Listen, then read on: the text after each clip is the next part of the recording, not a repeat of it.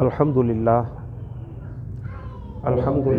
وقفا والصلاة والسلام علی عبادہ الذین اصطفیٰ خصوصاً علی افضلہم وخاتم النبیین محمد الامین وعلی آلہ واصحابہ اجمعین اما بعد فاعوذ باللہ من الشیطان الرجیم بسم اللہ الرحمن الرحیم یسألونک عن الأہلة قل هي مواقیت للناس والحج ولیس البر بأن تأتوا البیوت من ظہورها ولکن البر من اتقى صدق اللہ العظیم وصدق رسولہ الکریم رب اشرح لی صدری ویسر لی امری واحلل عقدۃ من لسانی یفقہوا قولی اللہم صلی علی محمد وعلی آل محمد وبارک وسلم علیہ۔ سورہ البقرہ کی 23 ابتدائی رکوع ہم نے پڑھے ہیں۔ رکوع نمبر 24 ہے، آیت نمبر 189 ہے۔ نیکی کا خود ساختہ رسومات سے کوئی تعلق نہیں ہے۔ مشرکین مکہ کے ہاں ایک رسم تھی کہ جب وہ احرام باندھ لیتے تو اس کے بعد گھر میں داخل ہونا حج سے پہلے اسے جرم سمجھتے تھے، لہذا گھر سے کے پیچھے سے دیوار توڑ کر اگر کہیں ضرورت پیش آتی تو گھر میں داخل ہوتے، تو اللہ تعالیٰ نے اس سے منع فرمایا۔ اور دوسرا، چاند کے بارے میں وہ پوچھتے تھے کہ یہ گھٹتا بڑھتا کیوں ہے، تو اللہ سبحانہ و تعالیٰ نے یہ بھی بیان فرما دیا کہ اصلاً ایک بہت بڑا کیلنڈر ہے جو اللہ تعالیٰ نے آسمان پہ لگا رکھا ہے تاکہ اسے دنوں کا تعین جو ہے وہ ہو سکے۔ وَيَسْأَلُونَكَ عَنِ الْأَحِلَّةِ، اے نبی وہ پوچھتے ہیں آپ سے چاند کے گھٹنے اور بڑھنے کے بارے میں۔ قُلْ هِيَ مَوَاقِيتُ لِلنَّاسِ وَالْحَجِّ، فرمائیے وہ مقررہ اوقات ہیں لوگوں کے لیے اور حج کے لیے۔ وَلَيْسَ الْبِرُّ بِأَن تَأْتُوا الْبُيُوتَ مِن ظُهُورِهَا، اور یہ نہیں ہے کوئی نیکی کہ تم اپنے گھروں میں آؤ ان کے پیچھے سے۔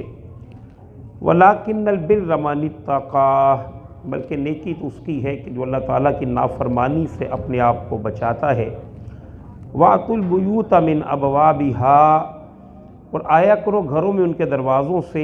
وَاتَّقُوا اللَّهَ لَعَلَّكُمْ تُفْلِحُونَ، اور بچو اللہ تعالیٰ کی نافرمانی سے تاکہ تم کامیاب ہو جاؤ۔ گویا وہ جو ان کی رسم تھی اسے اللہ تعالیٰ نے ختم کر دیا۔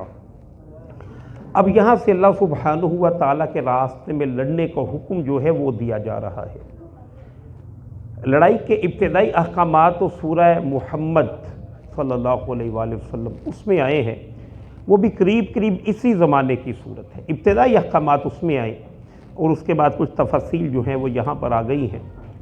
نبی کریم صلی اللہ علیہ وآلہ وسلم کی سیرت کو اگر سمجھیں تو مکہ المکرمہ کے اندر حضور صلی اللہ علیہ وآلہ وسلم نے اپنی جماعت بنائی ہے، اور جب تک اتنی قوت میسر نہیں آ گئی کہ جب تک باطل کا مقابلہ کیا جا سکے، آپ صلی اللہ علیہ وآلہ وسلم نے اپنے ساتھیوں کو صرف صبر کرنے کو حکم دیا اور اپنی قوت کو بڑھانے کے لیے تعلیم و تربیت جاری رکھی، لوگوں کے سامنے اپنا پیغام پہنچاتے رہے، دعوت حق جو ہے وہ پیش کرتے رہے، اور یہاں تک کہ جب اس قابل ہو گئے کہ کفر و طاغوت کا مقابلہ کیا جا سکے۔ اور اس بات کو بھی سمجھیے گا کہ کبھی بھی مقدار ایک طرح کی حق و باطل کی نہیں ہو سکتی، کبھی بھی ایسا نہیں ہوتا کہ جتنی تعداد باطل کی ہو حق بھی اتنی پیدا کر لے تو وہ غالب آئے، نہیں، بس ایک مناسب سی قوت جو ہے وہ میسر آ جائے تو پھر اس کے بعد حق جو ہے وہ خود اتنی قوت رکھتا ہے کہ وہ غالب ہو جاتا ہے۔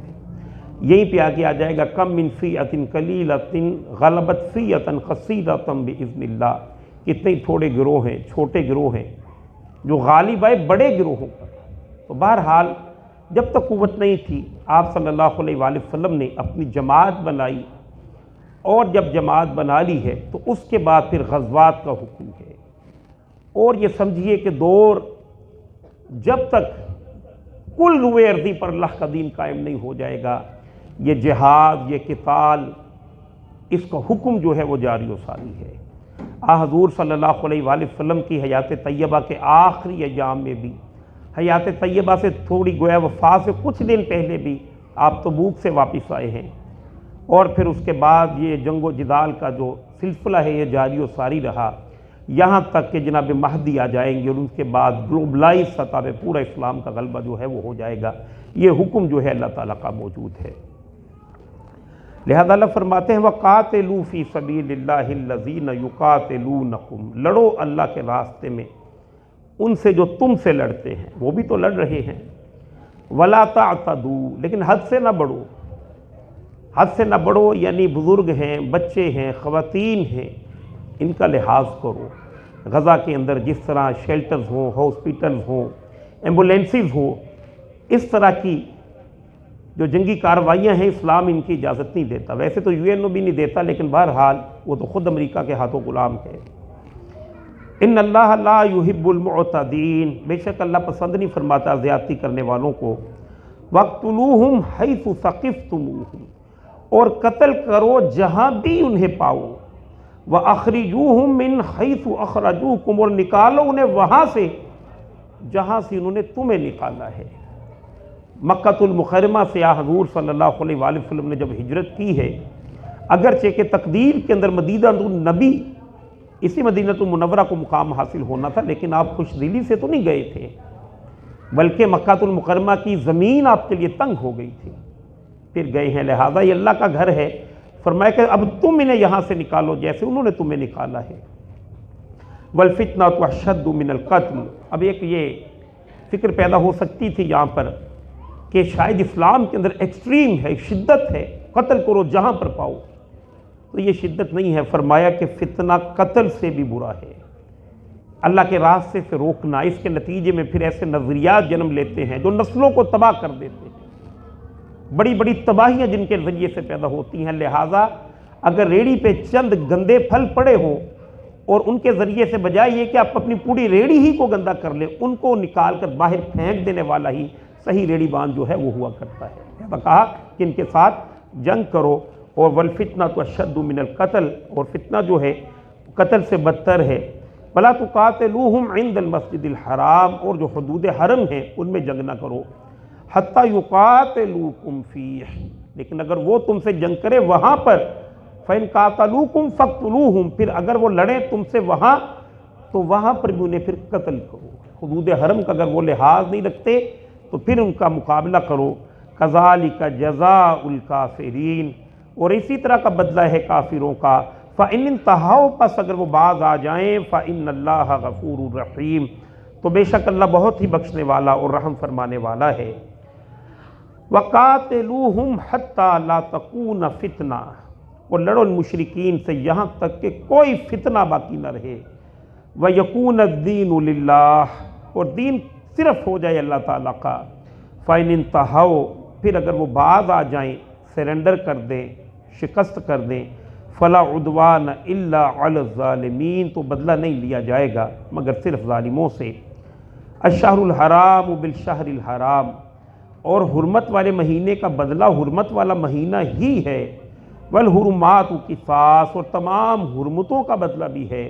فمن اعتدی علیکم، مگرچہ کہ یہ ریالٹی ہے حرمت کے مہینے کا لحاظ کرنا، حدود حرم کا لحاظ کرنا، لیکن اگر یہ زیادتی کریں فاعتدوا علیہ بمثل ما اعتدی علیکم، تو بدلہ لو ان سے ویسا ہی جیسے کہ انہوں نے تم پر زیادتی کی ہے۔ واتقوا اللہ، اور بچو اللہ تعالیٰ کی نافرمانی سے۔ وَاعْلَمُوا أَنَّ اللَّهَ مَعَ الْمُتَّقِينَ، اور جان لو کہ بے شک اللہ سبحانہ و تعالیٰ پرہیزگاروں کے ساتھ ہے۔ وَأَنفِقُوا فِي سَبِيلِ اللَّهِ، جیسے میں نے کہا تھا کہ جہاد اور انفاق اقامت دین کے لیے یہ موضوع جو ہیں وہ بار بار جو ہیں ان آیات کے اندر آئیں گے۔ اب وہ انفاق فی سبیل اللہ کا حکم آ گیا، یعنی جنگ ہے، قتال ہے، تو اس کے اندر پیسہ بھی چاہیے کہ نہیں چاہیے، تو لہذا خرچ کرو اللہ کے راستے میں۔ وَلَا تُلْقُوا بِأَيْدِيكُمْ إِلَى التَّهْلُكَةِ، اور نہ ڈالو خود کو اپنے ہاتھوں ہلاکت میں۔ وَأَحْسِنُوا، اور نیکی کرتے رہو۔ إِنَّ اللَّهَ يُحِبُّ الْمُحْسِنِينَ، بے شک اللہ سبحانہ و تعالیٰ نیکی کو پسند کرتا ہے۔ ہمارے ہاں نیکیوں کے تصور مختلف ہیں۔ یتیموں کو کھانا کھلانا بڑی نیکی ہے، کسی کی سڑک پار کرا دینا نیکی ہے، لیکن یہاں پر نیکی جس سینس میں آئی ہے وہ فتنے کو ختم کرنا اور اللہ کے دین کو قائم کرنا۔ دنیا کے اندر جو لوگ اپنی شوکت کا گویا کہ نعرہ لگانے والے ہیں ان کی آواز کو بند کرنا، یہ بڑی نیکی ہے، اس کے لیے پیسہ خرچ کرنا، جان خرچ کرنا اللہ کے ہاں یہ سب سے پسندیدہ عمل ہے۔ اب اس کے ساتھ ہی حج اور عمرہ کے احکامات آ رہے ہیں۔ وَأَتِمُّ الْحَجَّ وَالْعُمْرَةَ لِلَّهِ، اور پورا کرو حج اور عمرہ اللہ کی رضا کے لیے۔ فَإِنْ أُقْصِرْتُمْ، پھر اگر تم روک دیے جاؤ، کوئی ایسا معاملہ ہو گیا کہ حدود حرم تک جانا پاسبل نہیں ہو رہا، کسی نے روک دیا، جیسے صلح حدیبیہ کے موقع پر نبی کریم صلی اللہ علیہ وآلہ وسلم اور آپ کے اصحاب کو روک دیا گیا تھا، تو فرمایا اگر ایسا ہو فَمَا اسْتَيْسَرَ مِنَ الْهَدْيِ، تو جو میسر ہو قربانی، یعنی قربانی کے لیے جو لے کر آئے تو اسے آگے بھیج دو، اسے کہو کہ ٹھیک ہے یہ چلی جائے۔ وَلَا تُحْلِقُوا رُؤُوسَكُمْ، اور اپنے سروں کو مت منڈواؤ یہاں تک کہ حتیٰ یبلغ الحدی محلہ، یہاں تک کہ تمہارا قربانی کا جانور بیت اللہ میں پہنچ جائے، یعنی اس وقت تک اپنے سروں کو مت منڈواؤ کہ جب تک تمہیں اندازہ نہ ہو کہ جانور نہیں پہنچا ہوگا۔ لیکن تم نے اپنا جانور بھیج دیا، کوئی مسئلہ ایسا پیش آ گیا، کوئی مرض ایسا لاحق آ گیا کہ سر جو ہے وہ منڈوانا پڑ گیا پہلے ہی، ابھی جانور وہاں تک نہیں پہنچا، تو فرمایا فَمَنْ قَانَ مِنْكُمْ مَرِيضًا أَوْ بِهِ أَذًّى مِنْ رَأْسِهِ، پھر ہو جو تم میں سے بیمار یا اسے ہو کچھ تکلیف اپنے سر میں اور وہ سر کو منڈوا دے، فَفِدْيَةٌ مِنْ صِيَامٍ أَوْ صَدَقَةٍ أَوْ نُسُكٍ، تو فدیہ ہوگا روزے رکھنا یا صدقہ دینا یا قربانی کرنا، یعنی یہ 3 دن کے روزے رکھے گا یا 6 مسکینوں کو 2 وقت کا کھانا کھلائے گا یا ایک بکری کو جو ہے وہ ذبح کرے گا۔ فَإِذَا أَمِنْتُمْ، پھر جب تم امن میں ہو جاؤ، فَمَنْ تَمَتَّعَ بِالْعُمْرَةِ إِلَى الْحَجِّ، تو جس نے فائدہ اٹھایا عمرہ کا حج کے ساتھ۔ عرب کے ہاں یہ رسم تھی کہ حج اور عمرہ جو ہے وہ اکٹھا نہیں کیا کرتے تھے، تو اللہ کے نبی صلی اللہ علیہ وآلہ وسلم کے ذریعے سے اب اضافی طور پر بھی حج تمتع جو ہے، یعنی اس میں یہ حکم ہو گیا کہ جا کر پہلے عمرہ کر لے، پھر دوبارہ حدود حرم کے اندر جائے اور نئے سرے سے وہ پہن کر آ جائے احرام وغیرہ، تو یہ حج تمتع ہے۔ گویا کہ سفر میں دونوں جو اجر ہیں وہ حاصل کیے جا سکتے ہیں، اور جو یہ حج تمتع کرے گا پھر اس کے لیے یہ ہے کہ اسے ایک جانور جو ہے وہ بھی اللہ سبحانہ و تعالیٰ کے راستے میں دینا ہوگا۔ فَمَا اسْتَيْسَرَ مِنَ الْهَدْيِ، تو جو میسر ہو قربانی پیش کرے۔ فَمَن لَّمْ يَجِدْ، تو پھر جو نہ پائے قربانی کی طاقت، فَصِيَامُ ثَلَاثَةِ أَيَّامٍ فِي الْحَجِّ، تو روزہ رکھنا ہے 3 دن کا حج کے دوران۔ وَسَبْعَةٍ إِذَا رَجَعْتُمْ، اور 7 دن کے روزے جب تم گھر لوٹ آؤ، یعنی جب یہ حج تمتع کیا ہے اور قربانی کا جانور موجود نہیں ہے تو پھر یہ 10 روزے رکھنے ہیں، 3 وہاں پر اور 7 واپس آ کر۔ تِلْكَ عَشَرَةٌ كَامِلَةٌ، اس سے پورے 10 ہو گئے روزے۔ ذَلِكَ لِمَن لَّمْ يَكُنْ أَهْلُهُ حَاضِرِ الْمَسْجِدِ الْحَرَامِ، یہ ایک ہی سفر میں حج و عمرہ کرنے کی رعایت اور اس کے لیے ہے، نہیں ہے جس کے گھر والے رہنے والے مسجد حرام کے پاس۔ وَاتَّقُوا اللَّهَ، تو بچو اللہ تعالیٰ کی نافرمانی سے۔ وَاعْلَمُوا أَنَّ اللَّهَ شَدِيدُ الْعِقَابِ، اور جان لو کہ بے شک اللہ سبحانہ و تعالیٰ سخت سزا جو ہے وہ دینے والا ہے۔ الحج اشہر معلومات، اور حج کے مہینے جانے پہچانے ہیں، یعنی ذی الحجہ کا جو مہینہ ہے۔ فمن فرض فیہن الحج، پر جس نے عزم کر لیا ان میں حج کا، فلا رفث ولا فسوق ولا جدال فی الحج، تو ظاہر ہے کہ اس کے اندر پوری دنیا سے مختلف مزاجوں کے لوگ جو ہیں وہ اکٹھے ہوتے ہیں، تو خاص طور پر کچھ احکامات ایسے دیے ہیں جس سے ماحول جو ہے وہ بہتر رہے۔ لہذا فرمایا تو اس کے اندر نہ تو کوئی فحش گوئی ہو اور نہ نافرمانی اور نہ ہی جھگڑا کوئی کیا جائے۔ وما تفعلوا من خیر یعلمہ اللہ، اور جو کوئی بھی تم نیکی کرو گے، یعنی سفر کو بہتر کرنے کے لیے کسی نے زیادتی کر دی، تم جھیل گئے اور حتی الامکان ماحول کو پرامن رکھا، تو جو کوئی بھی نیکی کرے گا تو اللہ تعالیٰ کے علم میں ہے اس کی نیکی کرنی، اللہ اس کا اجر دے گا۔ وَتَزَوَّدُوا، اور زیادہ راہ یعنی ضروریات سفر جو ہے وہ ساتھ لے لیا کرو۔ حج کے لیے تو یہ گویا کہ اللہ تعالیٰ کی طرف سے بات ہی یہی آئی ہے، وَمَنِ اسْتَطَاعَ إِلَيْهِ سَبِيلًا، کہ جو کوئی بھی استطاعت پاتا ہو راستے کی وہی حج کے لیے جائے، تو اپنا زیادہ راہ جب تک نہ ہو اس وقت جانا جو ہے وہ بے معنی ہے۔ وَاتَّقُونِ يَا أُولِي الْأَلْبَابِ، اور بچو میری نافرمانی سے اے عقل مندو۔ لَيْسَ عَلَيْكُمْ جُنَاحٌ، نہیں ہے تم پر کوئی گناہ، أَن تَبْتَغُوا فَضْلًا مِّن رَبِّكُمْ، کہ تم تلاش کرو کوئی فضل اپنے رب کی طرف سے۔ یعنی ایک تو یہ ہے کہ زیادہ راہ اپنے استعمال کے لیے وہ بھی ہونا چاہیے، ہاں اگر اسی سفر کے اندر کوئی بزنس وغیرہ کرنے کا کوئی موقع میسر آ جائے تو اس کی بھی اللہ تعالیٰ نے اجازت دی ہے، جو کہ ان آیات کے اندر آ رہا ہے۔ فَإِذَا أَفَضْتُم مِّنْ عَرَفَاتٍ، پھر جب تم واپس آؤ عرفات سے، فَاذْكُرُوا اللَّهَ عِندَ الْمَشْعَرِ الْحَرَامِ، عرفہ کے بعد جو مزدلفہ کیا رات کا قیام ہے اس کا اللہ سبحانہ وتعالیٰ تذکرہ فرماتے ہیں۔ تو ذکر کرو اللہ کا مشعر حرام یعنی مزدلفہ کے پاس، وَاذْكُرُوهُ كَمَا هَدَاكُمْ، اور اس کا ذکر کرو جیسی اس نے تمہیں ہدایت دی ہے، وَإِن كُنتُم مِّن قَبْلِهِ لَمِنَ الضَّالِّينَ، اور بے شک اللہ تعالیٰ کی ہدایت دینے سے پہلے یقیناً تم نہ سمجھتے، گمراہ تھے۔ ثُمَّ أَفِيضُوا مِنْ حَيْثُ أَفَاضَ النَّاسُ، پھر تم لوٹو وہیں سے جہاں سے لوٹتے ہیں لوگ، وَاسْتَغْفِرُوا اللَّهَ، اور اللہ سبحانہ وتعالیٰ سے بخشش مانگو۔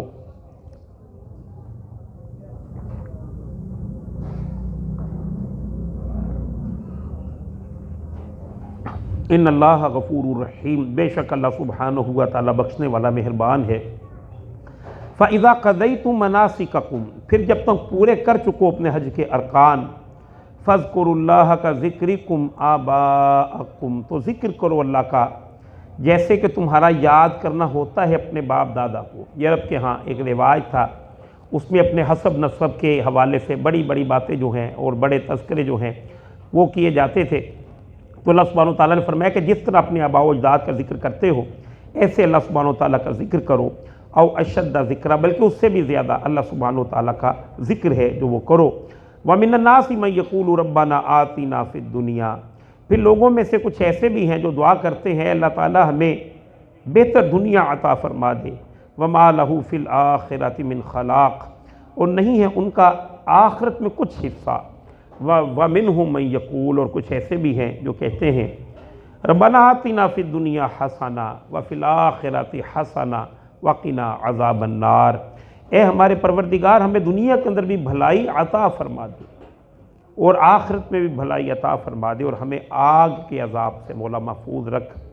اولئک لہم نصیب مما کسبوا، یہی وہ لوگ ہیں کہ جن کے لیے حصہ ہے اس میں سے جو انہوں نے کمایا۔ یعنی ایک فکر یہ ہے کہ جو بالکل دنیا ہی کے گرد گھومتی ہے اور دعا کے اندر بھی صرف دنیا ہی ہے، تو فرمایا ان کے لیے دنیا ہی دنیا ہے، جبکہ کچھ لوگ یہ ہیں کہ جو دنیا کے اندر بھی اللہ تعالیٰ کی نعمتوں کے طلبگار ہیں اور آخرت میں بھی اللہ سبحانہ وتعالیٰ کی رحمت کی طرف نگاہ کیے ہوئے ہیں، تو فرمایا کہ ان کے لیے ان کی کمائی کا جو حصہ ہے وہ موجود ہے۔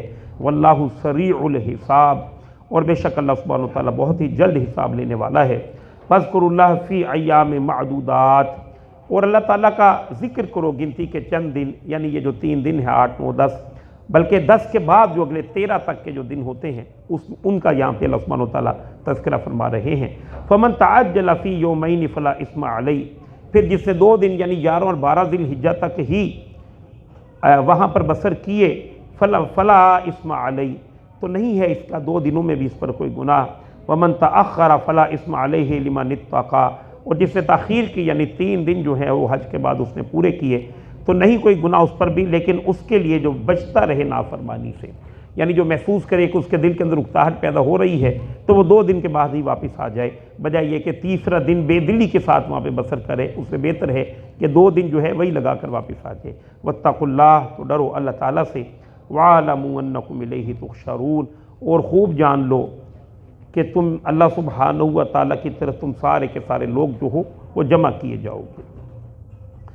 وَمِنَ النَّاسِ مَن يُعْجِبُكَ قَوْلُهُ فِي الْحَيَاةِ الدُّنْيَا، اب یہاں پہ منافقین کا تذکرہ آ رہا ہے، اور یہ شاید پہلا موقع ہے کہ جہاں پہ اللہ تعالیٰ نے ان کا تذکرہ فرمایا، اور اس میں اس طرح سے کھل کے بات نہیں کی، اور اس میں سمجھیے کہ یہ وہاں کی ایک سیاسی ہستی تھی، ایک سیاسی شخصیت تھی، عبداللہ ابن ابی رئیس المنافقین ہے، پکا جہنمی، حضور صلی اللہ علیہ وآلہ وسلم کا پکا دشمن، یہ خود بھی تھا اور ایک اس کی پوری کچھ لوگ بھی اس کے ساتھ تھے، پوری ایک سوسائٹی تھی، سمجھیے اسی میں سوسائٹی ود ان سوسائٹی اس کی بھی موجود تھی۔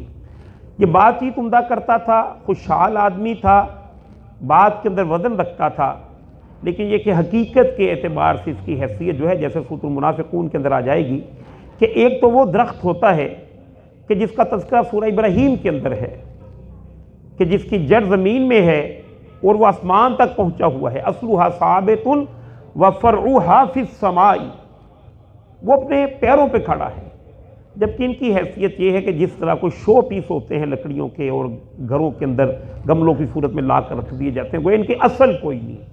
اللہ سبحانہ وتعالیٰ ان کی اصل جو ہے اس کے یہاں پر تذکرہ فرما رہے ہیں۔ اور لوگوں میں ایسے بھی ہیں، نبی بھلی لگتی ہے آپ کو جس کی بات دنیاوی زندگی کے بارے میں، یعنی بڑا باتونی آدمی ہے۔ وَيُشْهِدُ اللَّهَ عَلَى مَا فِي قَلْبِهِ، اور وہ گواہ بناتا ہے اللہ کو اس پر جو اس کے دل میں ہے۔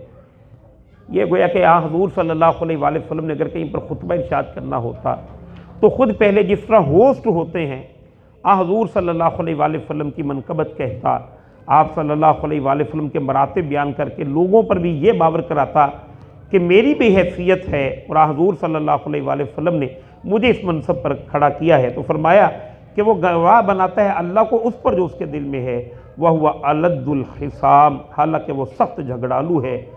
وَإِذَا تَوَلَّى سَعَىٰ فِي الْأَرْضِ لِيُفْسِدَ فِيهَا، اور جب بھی اسے اختیار ملتا ہے وہ کوشش کرتا ہے کہ زمین میں فساد مچائے۔ وَيُهْلِكَ الْحَرْثَ وَنَسْلَ، اللہ اکبر، اور برباد کر دے کھیتیوں کو بھی اور نسلوں کو بھی۔ زبان اس کی میٹھی ہے، دنیاوی اعتبار سے اچھا پروپیگنڈا کرنا جانتا ہے، لیکن اصل کیا ہے کہ کھیتیاں گویا ایسٹس بھی اور انسان بھی سب کو ہلاک کر دے، تباہ کر دے۔ وَاللَّهُ لَا يُحِبُّ الْفَسَادَ، حالانکہ اللہ تعالیٰ فساد کو پسند نہیں کرتا۔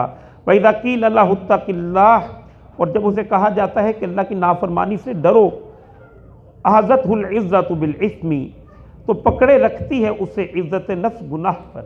یہ کیا ہے؟ چونکہ وہ بڑا چوہدری تھا، ساری زندگی لوگوں نے اسے یسر کیا تھا، اس نے کبھی کسی کو یسر کیا ہی نہیں۔ حضور صلی اللہ علیہ وآلہ وسلم پر اگر ایمان لے آئے تو آپ کی اطاعت کرنی ہوگی۔ تو یہ وہ تکبر ہے کہ یہ رعونت ہے جس کی بنیاد پر وہ آپ صلی اللہ علیہ وآلہ وسلم کو یسر نہیں کر سکتا تھا۔ تو فرمایا اللہ سبحانہ و تعالیٰ نے کہ روک کے پکڑی لیتی ہے اسے عزت نفس گناہ پر، فَحَسْبُهُ جہنم، تو پس اس کے لیے جہنم ہی کافی ہے، وَلَبِئْسَ الْمِہَادُ، اور یقیناً وہ برا ٹھکانہ ہے۔ وَمِنَ النَّاسِ مَن يَشْرِي نَفْسَهُ ابْتِغَاءَ مَرْضَاتِ اللَّهِ، یہ دوسری دفعہ یہاں پر الفاظ آگے آج کی نشست میں، وَمِنَ النَّاسِ، لوگوں میں ایسے بھی ہیں۔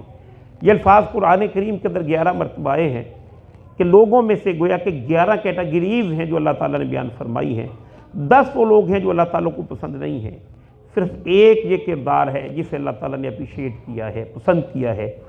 حضرت صہیب رومی رضی اللہ تعالیٰ عنہ کے لیے یہ آیت جو ہے وہ نازل ہوئی تھی، اور جب مکہ سے مدینہ المنورہ جانا تھا تو حضرت صہیب چونکہ بائک سے آئے تھے، انہوں نے آ کر مکہ المکرمہ کے اندر اپنے کاروبار کو چمکایا، اچھا خاصا اللہ نے کاروبار چلا دیا۔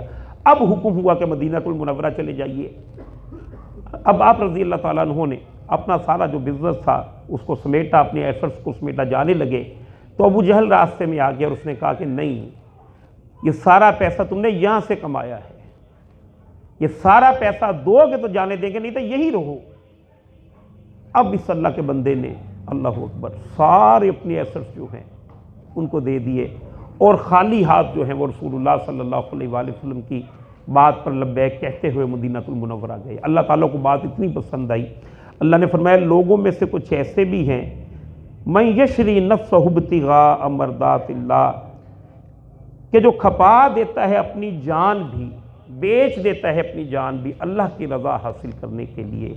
واللہ رعوف بالعباد، تو اللہ بھی اپنے ایسے بندوں پر بڑا مہربان ہے۔ یہ لاس جو اس نے اللہ کے لیے کیا ہے اللہ کی نگاہ میں ہے، اللہ بڑھ چڑھ کر اس کا اجر جو ہے وہ عطا فرمائے گا۔ یا ایھا الذین آمنوا ادخلوا فی السلم کافہ، اے وہ لوگوں جو ایمان لائے ہو داخل ہو جاؤ پورے کے پورے اسلام میں۔ یا سمجھیے کہ بالکل اس کے مقابل کی آیت ہے جو یہود کے لیے آئی تھی، فتؤمنون ببعض الکتاب وتکفرون ببعض، وہ اس سٹیپ سے گزر چکے تھے کہ پورے اسلام میں داخل نہیں ہوئے۔ اب نہیں سمجھیے کہ امت برپا کی گئی ہے تو اسے مثبت انداز میں کہا کیا مسلمانوں پورے کے پورے اسلام میں داخل ہو جاؤ۔ ولا تتبعوا خطوات الشیطان، اور دیکھو شیطان کے نقش قدم کی پیروی مت کرو۔ انہ لکم عدو مبین، بے شک وہ تمہارا کھلا دشمن ہے۔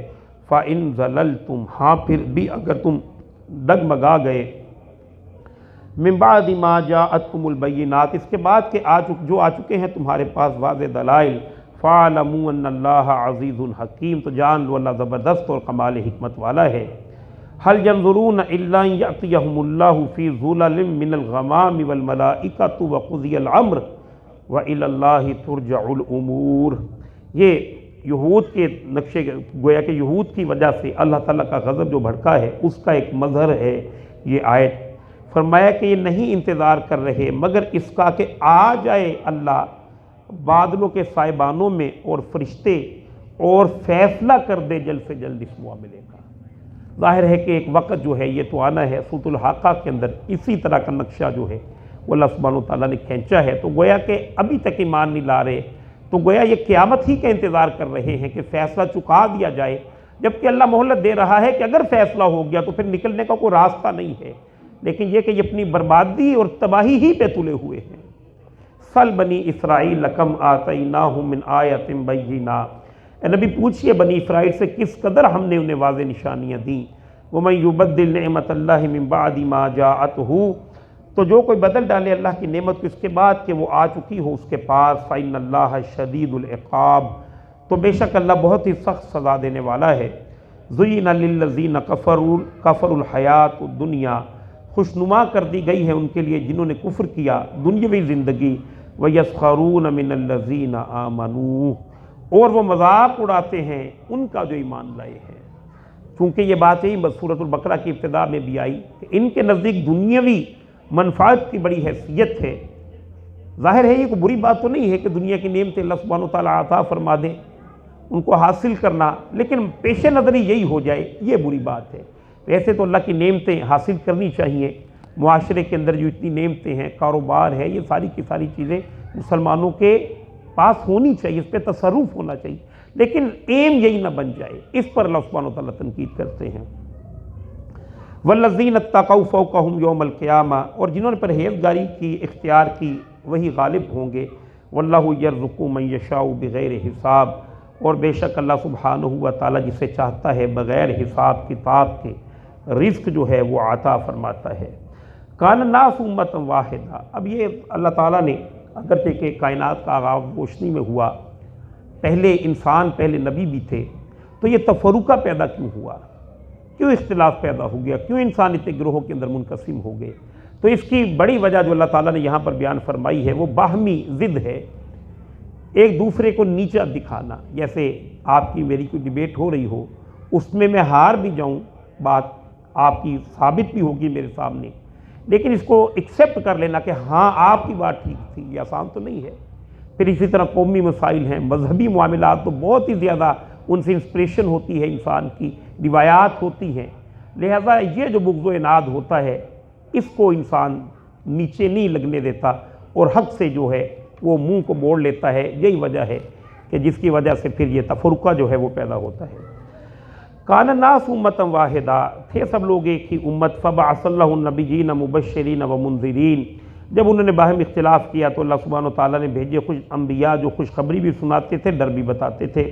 وَأَنزَلَ مَعَهُمُ الْكِتَابَ بِالْحَقِّ، اور اللہ تعالیٰ ہم نے نازل فرمائی ان کے ساتھ کتاب حق کے ساتھ، لِيَحْكُمَ بَيْنَ النَّاسِ فِيمَا اخْتَلَفُوا فِيهِ، تاکہ وہ فیصلہ کر دیں، انبیاء یعنی فیصلہ کر دیں لوگوں کے درمیان اس کا جس میں انہوں نے اختلاف کیا۔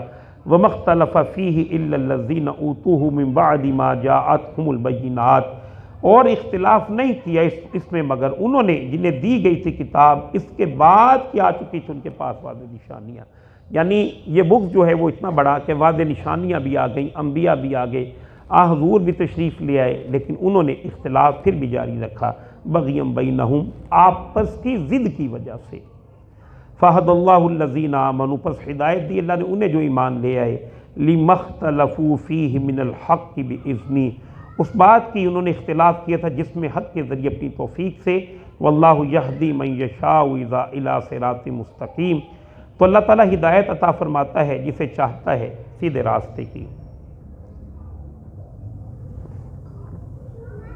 اب دوبارہ پھر وہی اقامت دین کا مضمون اور جہاد اور قتال کا مضمون جو ہے وہ آ رہا ہے۔ اہم ترین آیت ہے، ام حسبتم ان تدخلوا الجنہ، اب یہ ظاہر ہے کہ یہ مسلمانوں سے خطاب ہے، کیا مسلمانوں کیا تم سمجھتے ہو کہ داخل کر دیے جاؤ گے جنت میں؟ وَلَمَّا يَأْتِكُمْ مَثَلُ الَّذِينَ خَلَوْا مِن قَبْلِكُمْ، حالانکہ اب تک تم پر وہ حالات تو نہیں آئے جو تم سے پہلے لوگوں پر آ چکے ہیں۔ اللہ نے ان کو آزمایا ہے، تمہیں بھی آزمائے گا۔ انہوں نے بھی اللہ کا بندہ ہونا ثابت کیا ہے تو جنت حاصل ہوئی ہے، الا ماشاء اللہ، تو تمہیں بھی یہ ثابت کرنا ہوگا۔ مستہم البأساء والضراء وزلزلوا، اور پہنچی انہیں سختی اور تکلیف اور وہ لرزا دیے گئے، حتیٰ یقول الرسول والذین آمنوا معہ، یہاں تک کہ رسول اور جو ان کے ساتھ ایمان لائے تھے وہ پکار اٹھے متی نصر اللہ، کہ کب ہوگی اللہ کی مدد۔